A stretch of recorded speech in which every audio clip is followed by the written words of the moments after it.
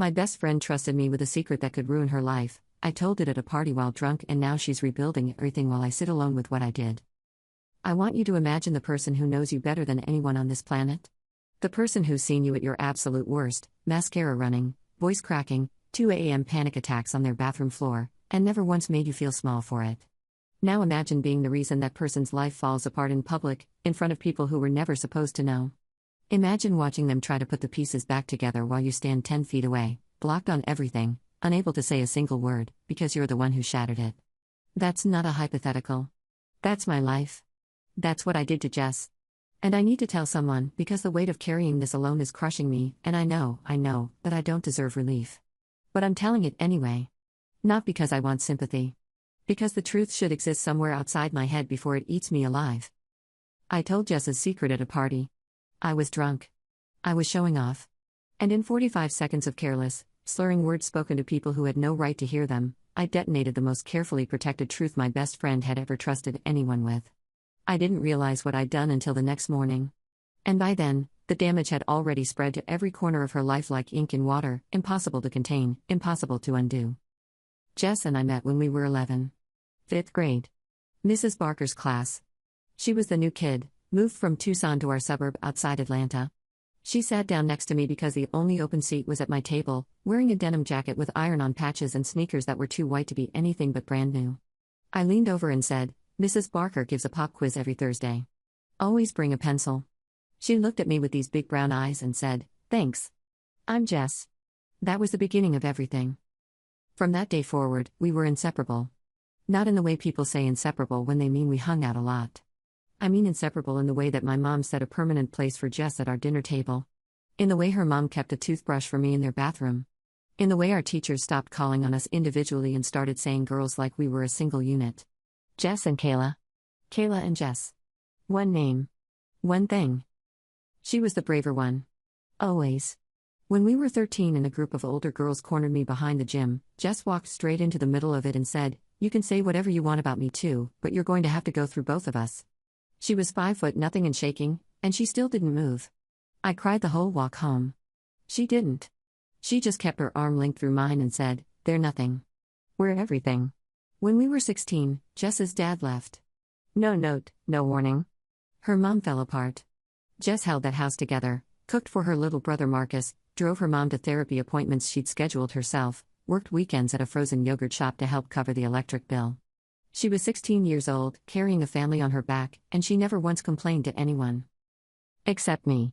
She'd call me at midnight and whisper so Marcus wouldn't hear, and she'd say, "I'm so tired, Kay. I'm so tired and I don't know how to stop being tired." And I'd stay on the line until she fell asleep. Every time. I never hung up first. That was our rule.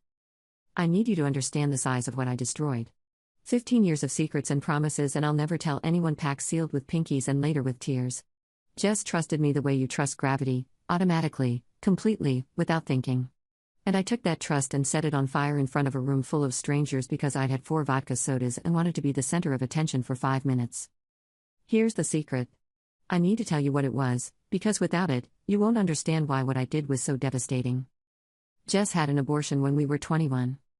Junior year of college. She was dating a guy named Cole, nice enough, but not serious. She got pregnant. She found out on a Tuesday, sitting on the floor of her dorm bathroom with a test in her hand and her whole body trembling. She called me before she called anyone else. Before her mom. Before Cole. Before God. She called me. "Kay," she said. One syllable, cracked right down the middle. "I'm pregnant. And I already know what I'm going to do. And I need you to not judge me. Can you just not judge me?" I drove 40 minutes to her campus in the rain and sat on that bathroom floor with her and held her while she cried so hard her whole body convulsed. She didn't tell Cole. She didn't tell her mom. She told me. Only me. She went to the clinic on a Thursday morning and I drove her.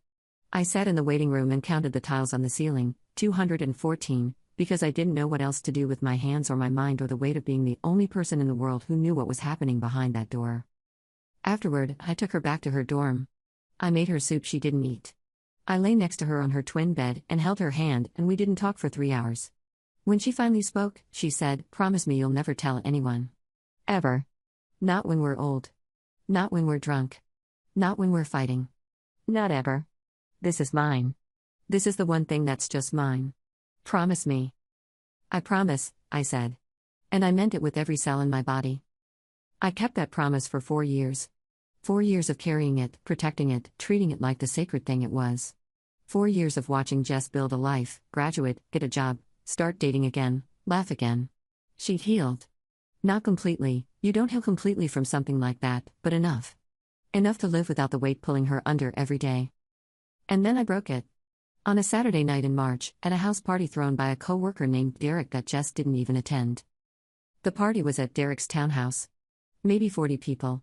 I was drinking, not casually, aggressively. Terrible week at work, fighting with my boyfriend Ryan, in that headspace where you drink not to have fun but to stop feeling. Vodka soda after vodka soda. I ended up in a circle of people on the back patio. 5, 6 people. Most of them I barely knew. The conversation shifted to secrets. Someone confessed to cheating on a test in law school. Someone else talked about secretly hating their sister-in-law. People were laughing, one-upping each other, competing for the most shocking confession. And I felt it, that pull. That ugly, hungry pull to be the most interesting person in the circle. To say something that would make everyone lean in.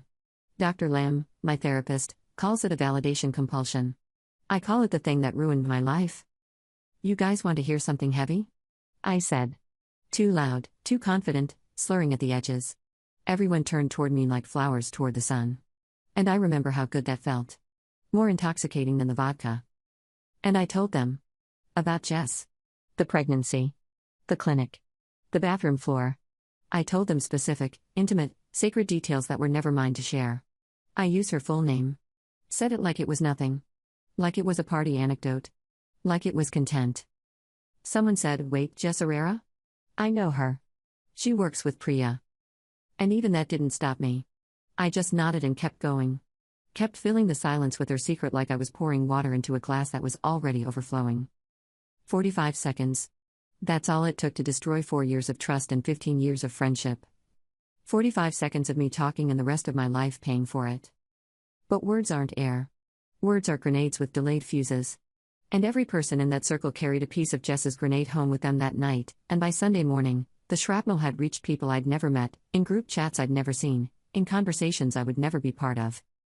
I woke up Sunday with a headache, a dead phone, and a text from Ryan, "Did you really tell people about Jess last night?" I stared at that text. And with each second, the memory reassembled itself, patio, circle, vodka, you guys want to hear something heavy, and I felt my blood turn to ice. My fingers went numb. My vision narrowed. I could feel my heartbeat in my teeth. I called Jess. Rang twice. Voicemail. Called again. Straight to voicemail. Texted. Jess, please call me. I'm so sorry. Please let me explain. Nothing. 20 minutes later, my phone buzzed. One text from Jess. Priya just asked me about my abortion. At brunch. In front of 6 people. So I'm going to need you to never speak to me again. 2 sentences. 41 words. The most precise, surgical, devastating message I have ever received. No exclamation points. No anger. Just facts. Just the aftermath laid out like a coroner's report. Here's what happened. Here's the cause of death. Here's the exit. I read it 14 times. I counted. And on the 15th time, something in my chest collapsed, not broke, collapsed, like a condemned building that had been waiting for the final vibration to bring it down. I sat on the edge of my bed, in last night's clothes, mascara smeared across my pillowcase, the taste of stale vodka still coating my tongue, and I realized with a clarity so sharp it felt like a blade, I had just lost the most important person in my life. Not to death. Not to distance. To my own mouth. To my own ego. To 45 seconds of choosing attention over loyalty. And the silence that followed wasn't empty. It was full. Full of 15 years of trust collapsing into rubble. Full of a promise I made on a twin bed that I'd sworn to keep. And I sat in that silence, still drunk, still smelling like last night's mistakes, understanding for the first time that this silence hurt more than any scream ever could. Jess didn't just block me. She erased me. There's a difference. Blocking is a wall. Erasing is when someone removes every digital trace that you ever existed in their life, unfriends, unfollows, untagged from photos, removed from group chats, deleted from Spotify playlists you built together, wiped from the close friends list. Erasing is when someone goes through 15 years of connection with a scalpel and cuts you out so precisely that a stranger looking at their profile would never know you were there. That's what Jess did. Like I was a stain she was bleaching out of her own history. I discovered it in stages. The block, calls going straight to voicemail, texts turning green. Then Instagram, her profile went private, my follow requests sat unanswered like a knock on a door where the person inside has already decided they're not home. I checked our tagged photos. Gone. 3 years of posts, beach trips, birthday dinners, the photo from her college graduation where she's laughing so hard her cap is falling off and I'm catching it, all untagged. Not deleted. Untagged. They still existed on my profile, but with a ghost where she used to be. A tag that led nowhere. The group chats went next. Our main thread, me, Jess, Priya, Danielle, and Megan, 6 years of messages, thousands of inside jokes. Tuesday morning, I opened the chat and it was gone. Jess had started a new group. Same people. Minus me. That's when it hit me, truly hit me, in the place below your ribs where grief lives, that this wasn't a fight. This wasn't a rough patch. This was an amputation. She was removing me from her life the way you remove a tumor, carefully, completely, with no intention of putting it back. Priya called me Wednesday. What she said broke me in a way I didn't think I could be broken again. Do you understand what you've done? She said. Quiet. Measured. Which was worse than yelling. People from work know. Her mom called her this morning because someone in her church group, Kayla, heard about it through someone's cousin who was at that party. Her mother. The one person she was most terrified of finding out. Jess had to sit in her car in a parking lot and have that conversation because she wasn't even at home. She had to tell her mother the most private thing that's ever happened to her from the front seat of her car because you couldn't keep your mouth shut at a party. I was on my kitchen floor. Back against the cabinet, knees to my chest, crying so hard my breath came in hiccups. Don't tell me you didn't mean it, Priya said. You said her name? You said details. You didn't accidentally knock over a glass, Kayla. You set a fire and walked away. She paused. Then, quieter, I sat with Jess last night and watched her cry in a way I've never seen anyone cry. Not loud. Just silent.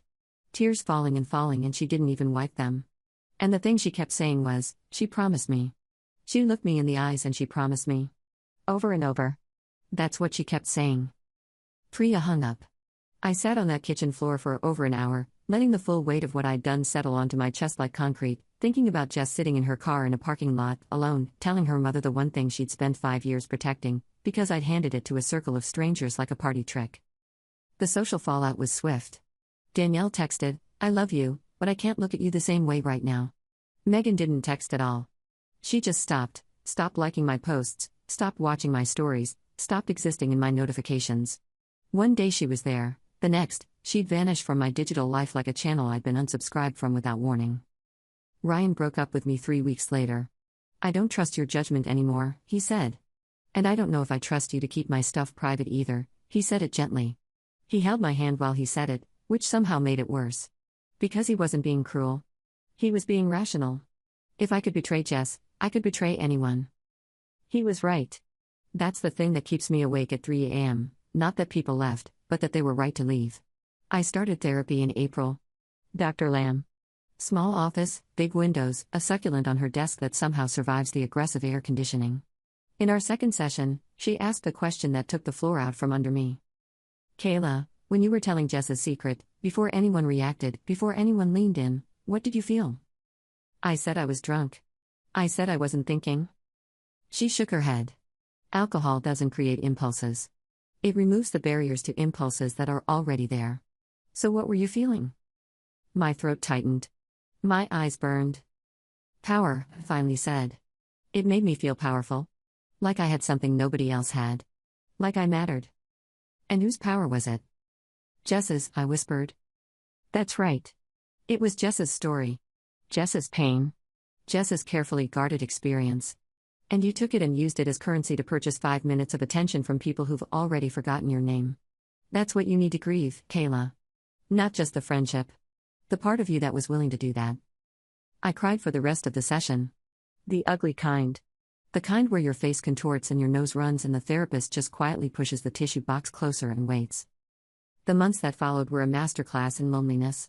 My phone, which used to buzz constantly, group chats, Jess sending me songs at 11 p.m., memes flying in faster than I could read them, was now silent for hours.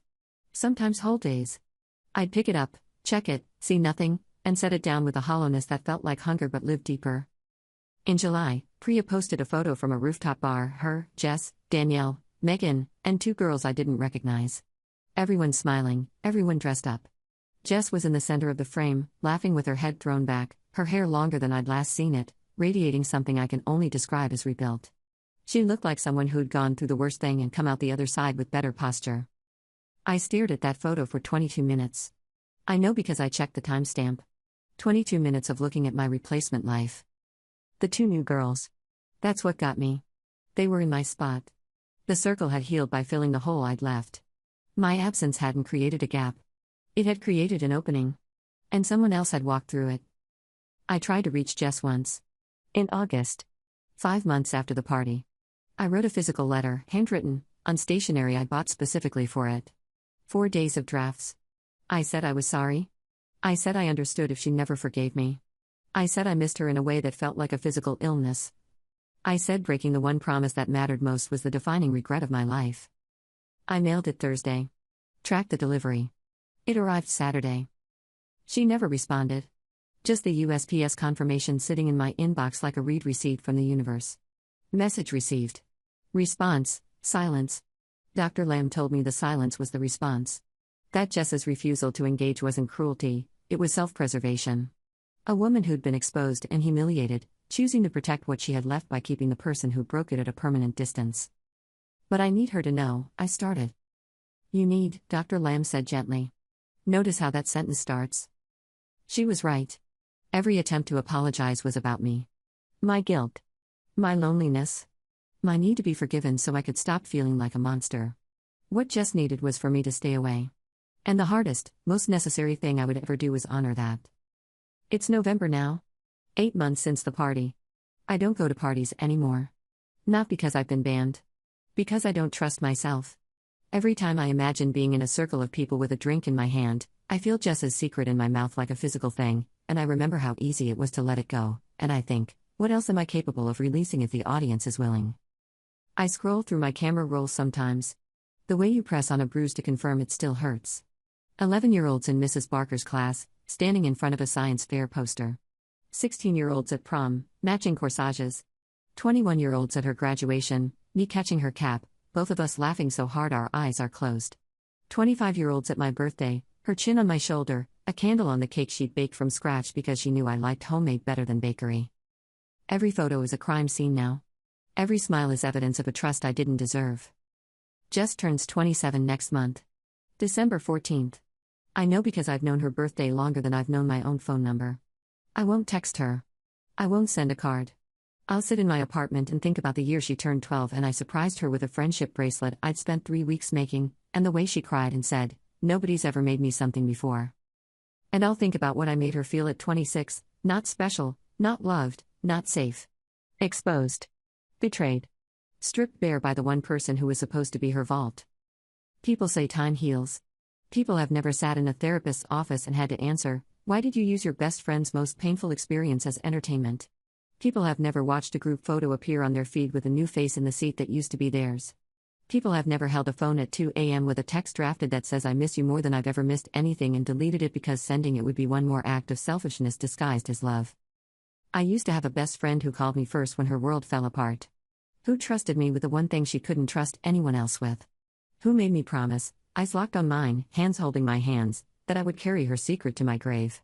Now I have a therapist, a camera roll full of ghosts, and the permanent knowledge that I traded 15 years of loyalty for 45 seconds of being interesting at a party full of people who don't even remember I was there. And every night, when the apartment goes quiet and my phone stays dark, I hear her voice, not the angry voice, not the hurt voice, but the 11-year-old voice, the one that said thanks. I'm Jess, and I realize that I didn't just lose my best friend. I lost the only person who ever made me feel like I was enough without performing. And the silence she left behind doesn't sound like silence at all. It sounds like every promise I ever broke, playing on a loop that never ends.